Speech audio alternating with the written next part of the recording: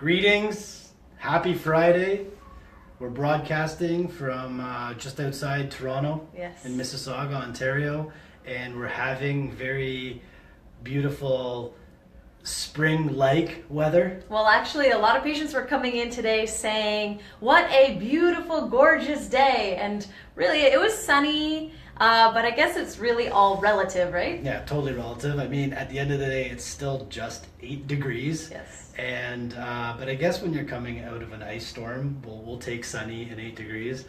Tomorrow is going to be 12 and Sunday is going to be 12. I'm excited. So it looks like we're heading into a pretty good weekend and spring is coming. It's on its way slowly. But we wanted to talk to you today because we did a previous video. We talked about 3 main pain-causing foods that can trigger your symptoms of fibromyalgia.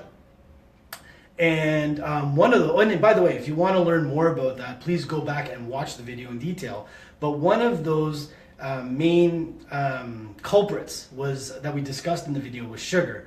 And so, hi, I'm Dr. Casey. And I'm Dr. Morgan. Actually, sugar for some people can actually be one of the underlying causes of their fibromyalgia. Mm-hmm. But for other people, sugar might be aggravating existing conditions and symptoms of fibromyalgia that you have right now. But for everybody, whether or not you have fibromyalgia, we know that sugar exacerbates low blood sugar and adrenal problems. We know that it contributes to candida or yeast overgrowth and infections. We also know that it's related to nutritional deficiency, which would obviously worsen fibromyalgia and its symptoms.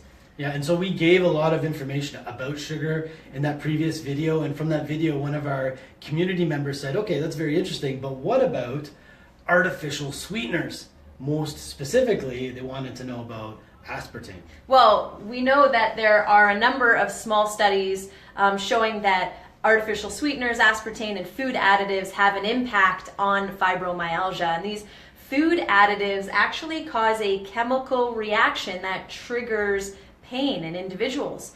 And we know that the most common food additive is aspartame. It's commonly used. Aspartame is an ingredient that's added to food and beverages to add a sweetened flavor. And oftentimes when it's added, you'll see on packaging it's labeled diet, like a diet pop or a diet soda.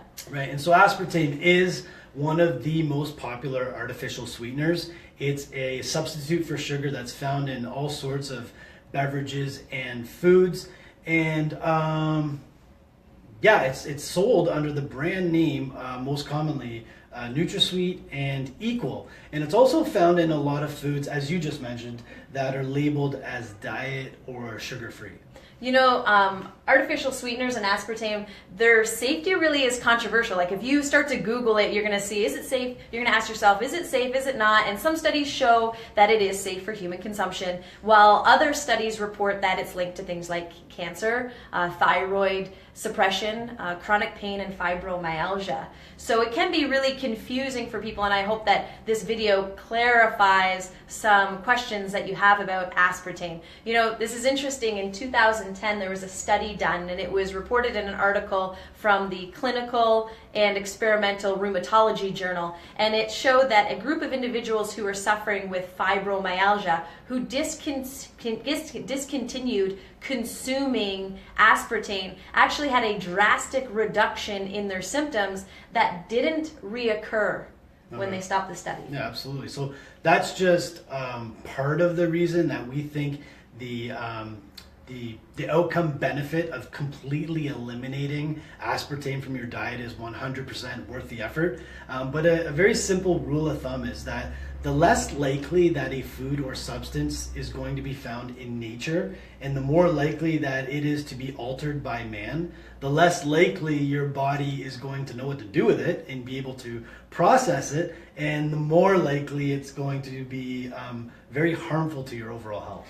And yeah, and that's really what we say to patients too. Is the food or what you're consuming from the earth, or is it man-made? Yeah. And that's an easy way. You don't have to go take a nutritional course to figure everything out. Yeah. You just look at what you're actually eating. Yeah. But oftentimes consuming these artificial sweeteners like aspartame worsen the problem, because when you have a craving for something sweet, and you're trying to make an educated decision because you've learned that sugar is bad. You're like, hey, I'm going to avoid sugar. Oh, I'll go for the diet or the product that doesn't have sugar in it, which oftentimes has artificial sweeteners in it. It's because you're trying to fill this craving that your body has because of a nutrient deficiency. So you choose the artificial sweetened laden food, but it doesn't really meet that craving because it doesn't have the nutritional density that your body really needs. So in essence, it's just contributing to the underlying problem, if not making it worse. Yeah, absolutely. It's going to make the problem worse. So for example, let's say you're someone that experiences quite frequently lack of sleep or sleep disturbances. If during the day you're going after that spike in that blood sugar level, you're gonna crash through it the rest of the day, and that's actually gonna contribute to even more difficulty for you sleeping at night.